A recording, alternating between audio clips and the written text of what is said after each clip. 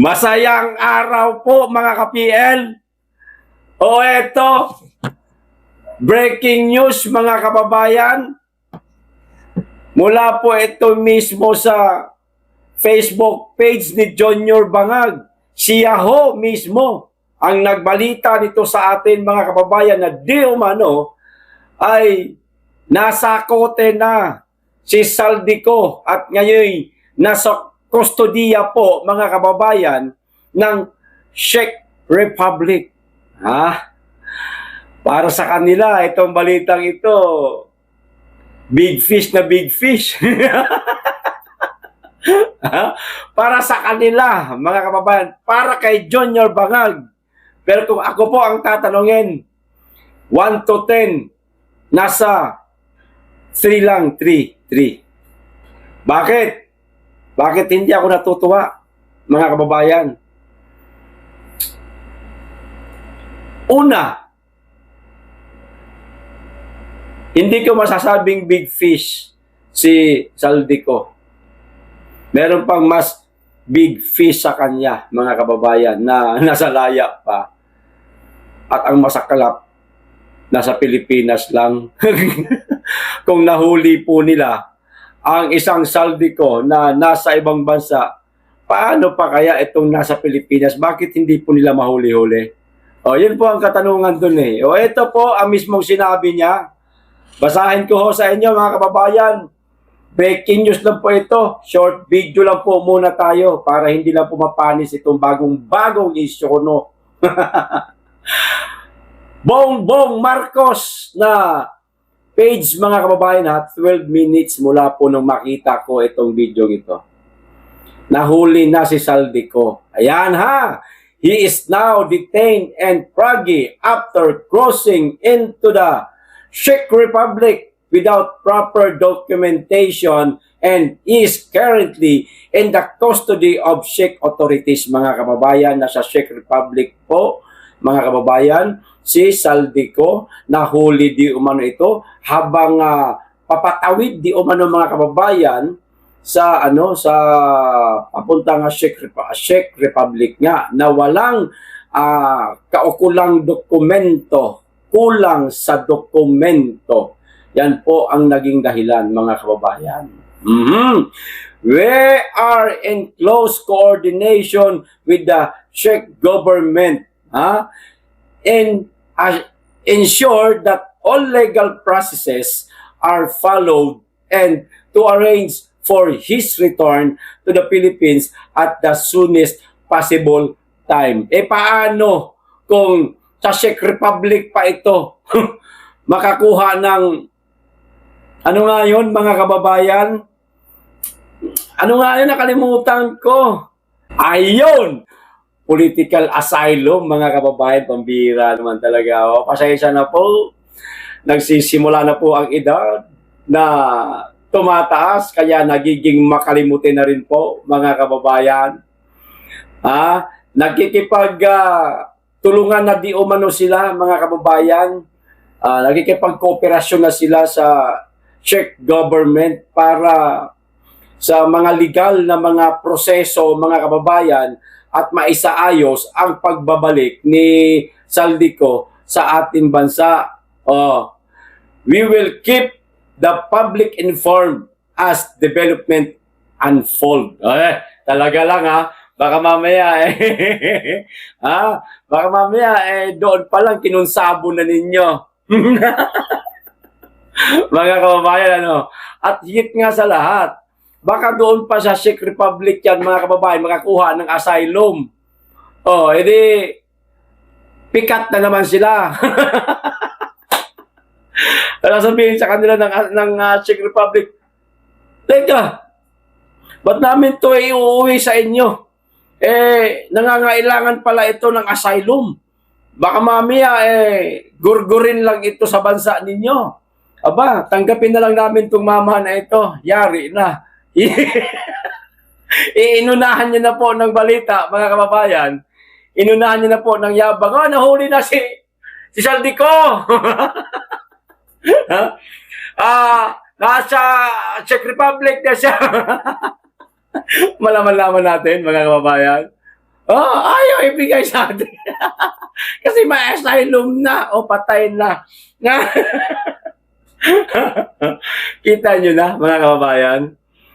Kung nalaman po nila ang kinaroroonan ngayon at mga nangyari sa buhay ngayon ni Saldico, mga kababayan, ano ho?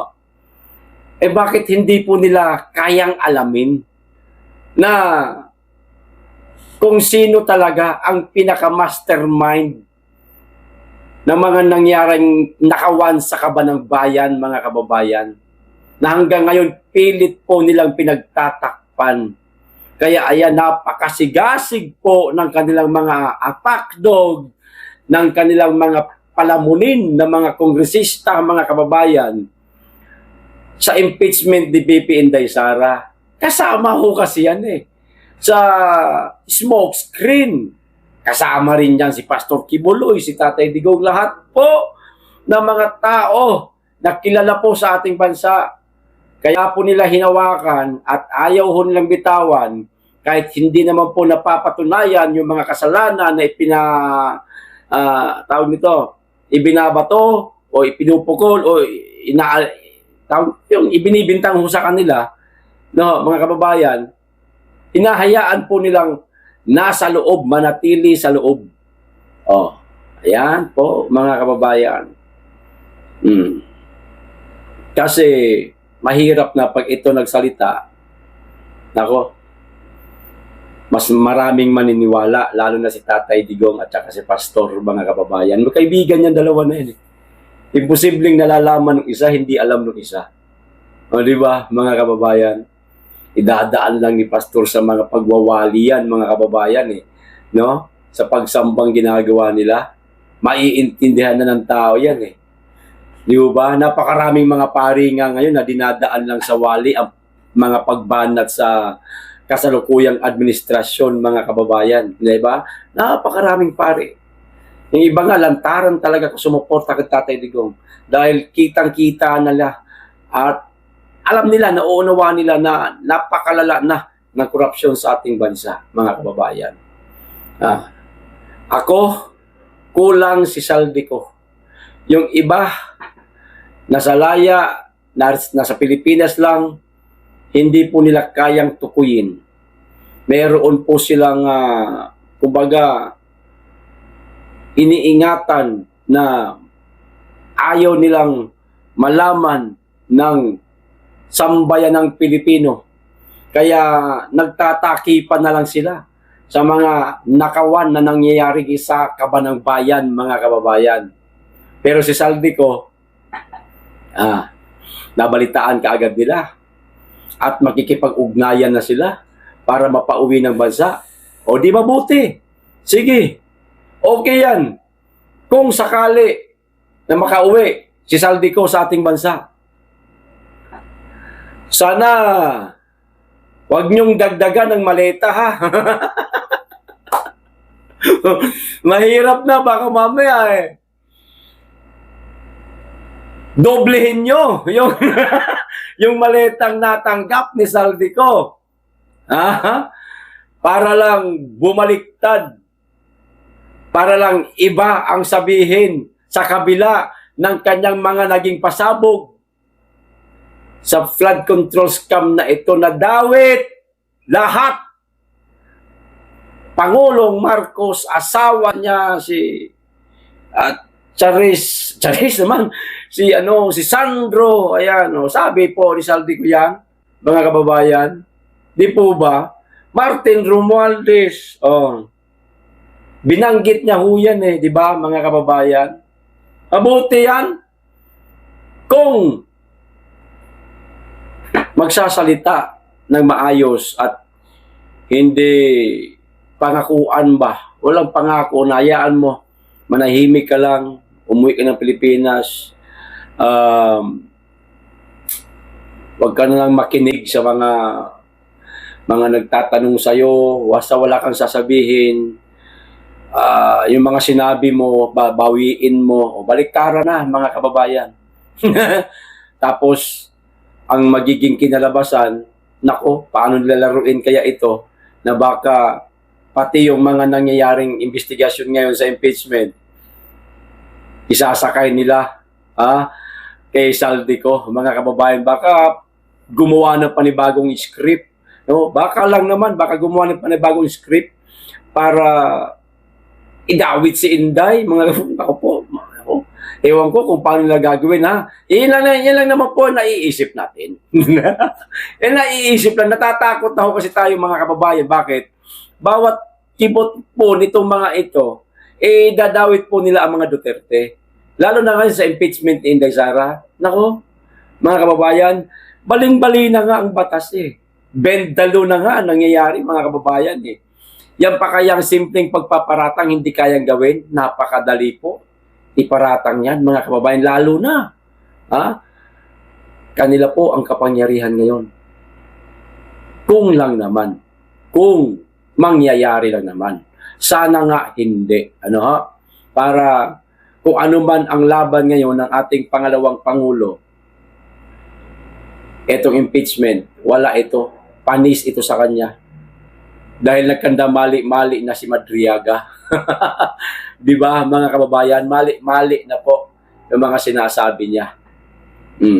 Siguradong panalo na si Inday nito. At napakarami ng lumutang na mga nagpatotoong walang katotohanan yung mga sinasabi ni Saldico. Katulad na naman po na may-ari ng Nomo, may-ari ng painting, mga kababayan. Isa na ho yan. Patunay na kasinungalingan lang ang mga sinasabi ni Madriaga sa impeachment ni BP Inday Sara. Ngayon, dahil nahuli si Saldico, ewan ko lang kung maiuwi nila sa Pilipinas, sana maiuwi nila para humarap ito sa mga pagdinig at mabuksan muli ang pagdinig sa Senate Blue Ribbon Committee.